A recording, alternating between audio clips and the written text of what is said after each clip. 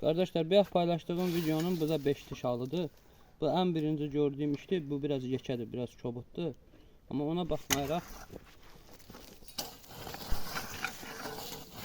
necə lazımdır iş görür.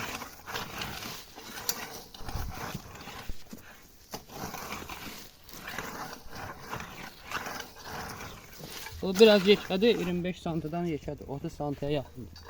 Ama bunu 25 santı düzəldirəm indi düzəltdiklərimi. Baxın.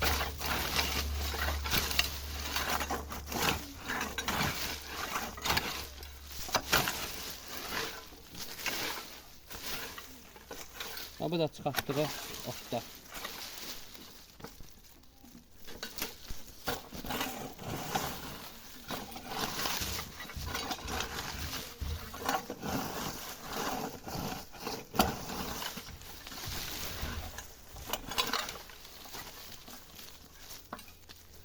Bu da çevrilmiş torpaq.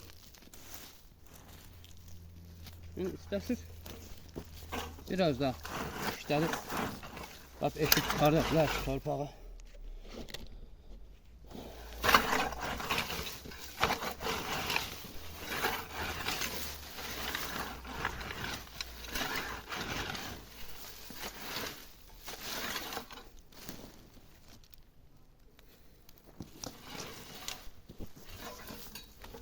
Yani belə uşaqlar 3 diş də var, 5 diş də. Hansını istəsiz xəbər edin.